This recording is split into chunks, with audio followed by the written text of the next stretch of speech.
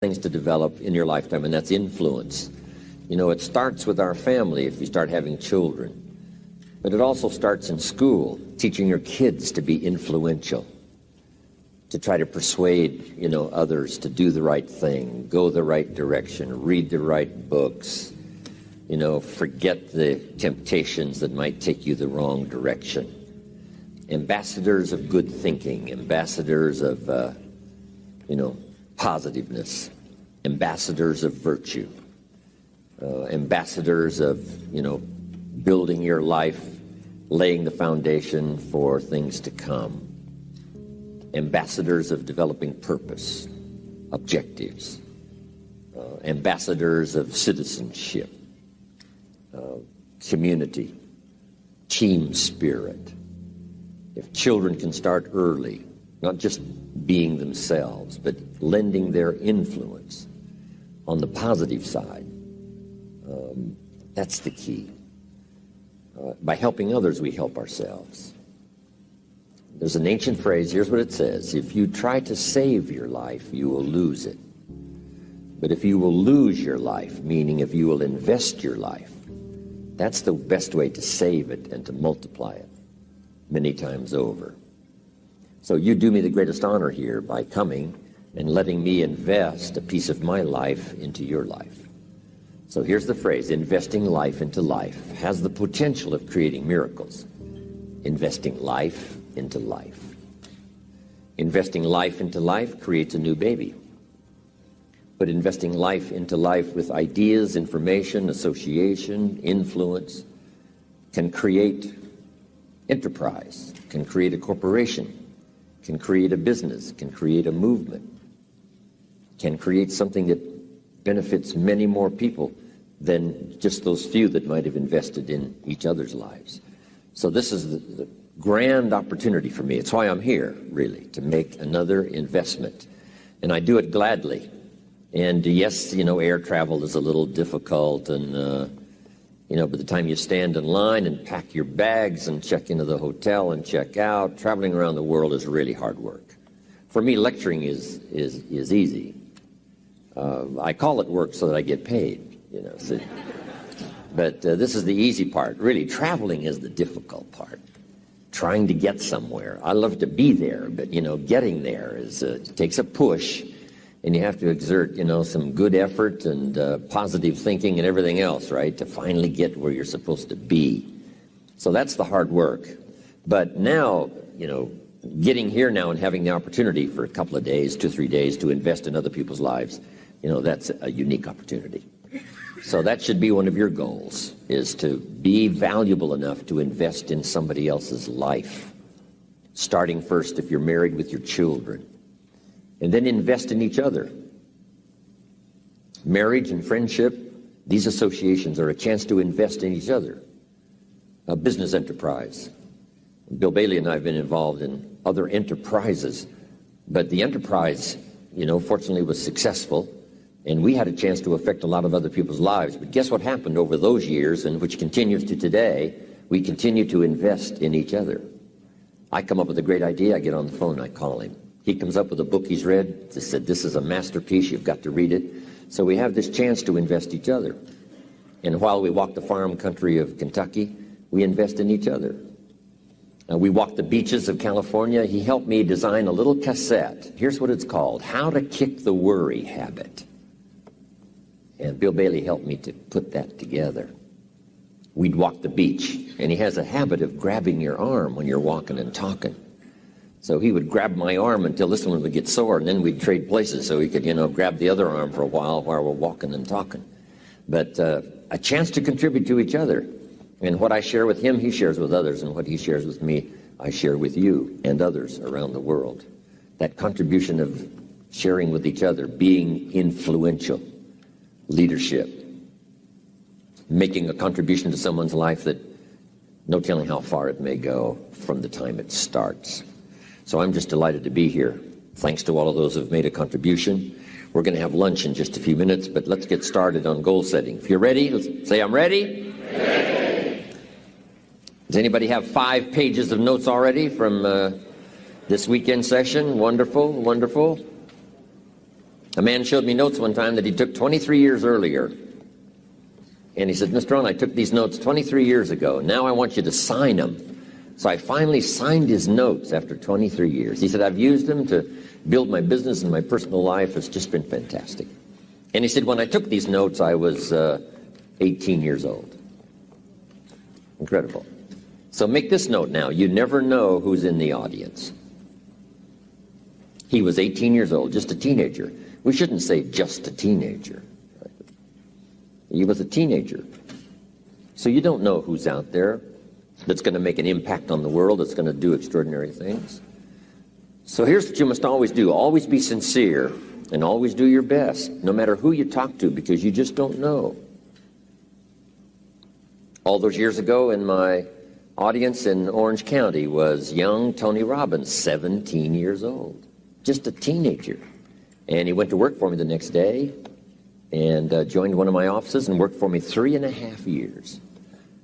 And finally, at about age 20, he ran one of my offices, helping to promote my seminars back there. Incredible, 17.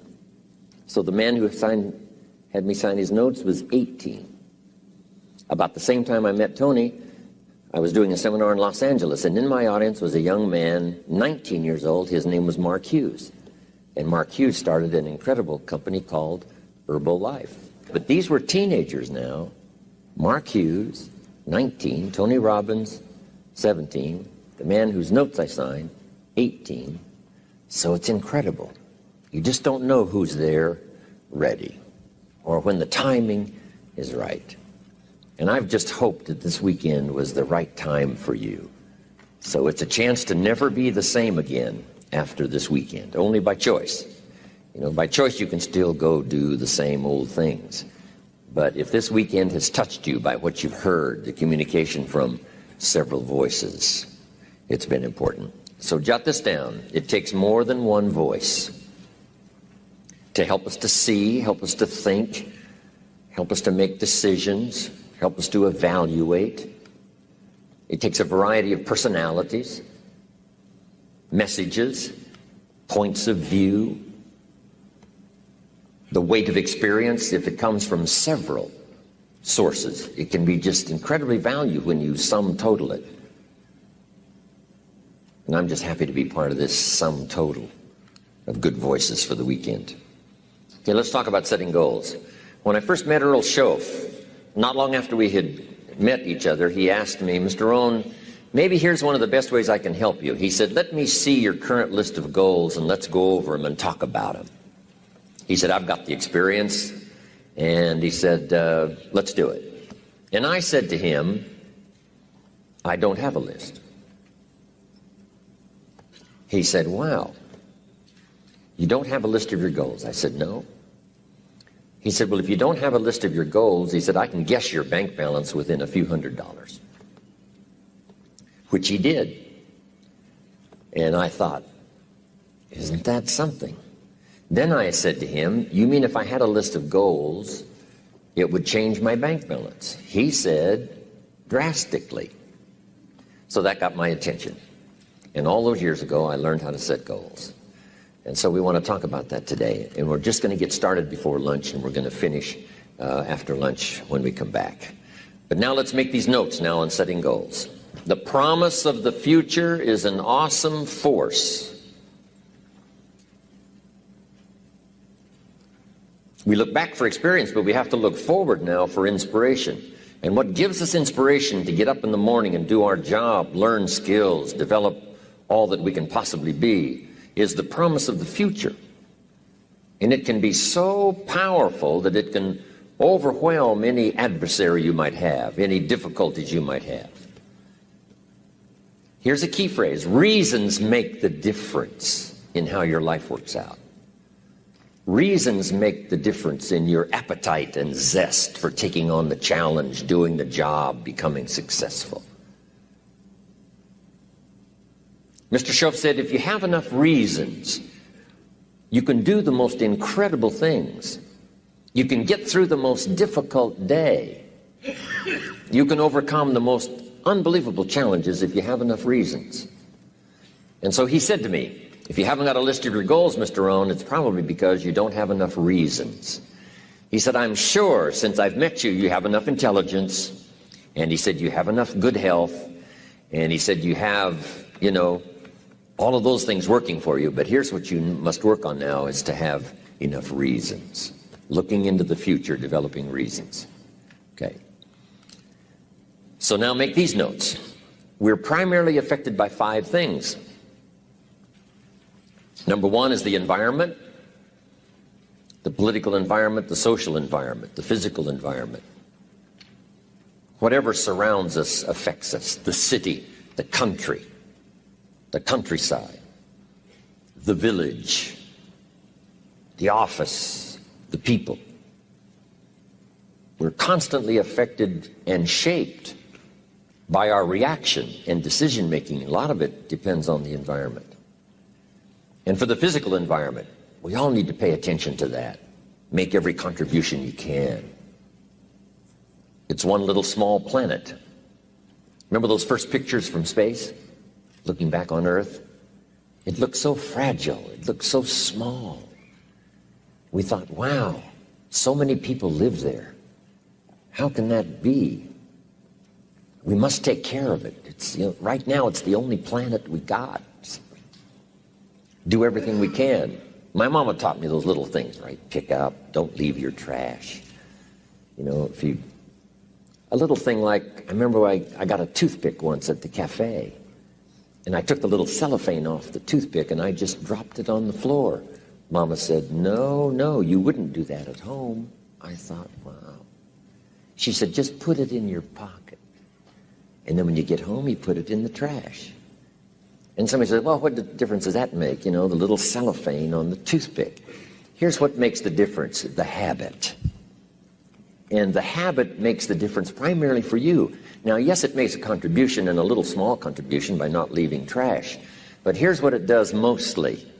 Give you the incredible feeling of self-worth because you have good habits. That's the deal. The habit of turning out the lights when you're finished with your hotel room. You leave the hotel room, turn out the lights. It just makes a small contribution, but what if everybody did it? I'm telling you, the energy requirements would be less. You say, well, the hotel gets the benefit. Hey, it doesn't matter to you who gets the benefit. Guess what's the greatest benefit? Being a person of unique habits. Habits that not only, make you perform as far as skills are concerned, but habits that make you feel good about yourself. And then sometimes we get the question, why do it? And I got the best answer to that. Why not do it? If it's so easy to do, why not do all the easy things that make a contribution? And who knows what the total contribution could be if we all did it. But even if everybody doesn't, if you do it, and if I do it, it just makes us better human beings. It makes us feel better about ourselves. And if I know you do it, it makes me feel better about you. And if you know I do it, I think it makes you feel better about me. Say, wow, this man was taught some good things when he was growing up.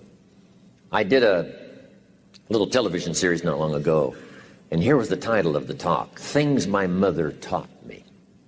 It was kind of interesting. My mother taught me, always eat before you go to the banquet, so you won't appear hungry when you get there. And then you can do which is most important, and that's to socialize. So rather than go to the banquet to make up for, a meal you haven't had, and eating everything in sight, not having any time to socialize and mingle with the people, Mama said, always eat before you go to the banquet. Wow, that's really good advice. Little thing she taught me. Mama said what? Sit up straight? The reason she said that is because she had a vision of me sitting up straight, shoulders back, chin down, look up, look everyone in the eye, good posture, feel good about yourself, other people feel good about you. Our parents' vision of who they wanted us to be gave us those little tips. Who was it wrote the book, Everything I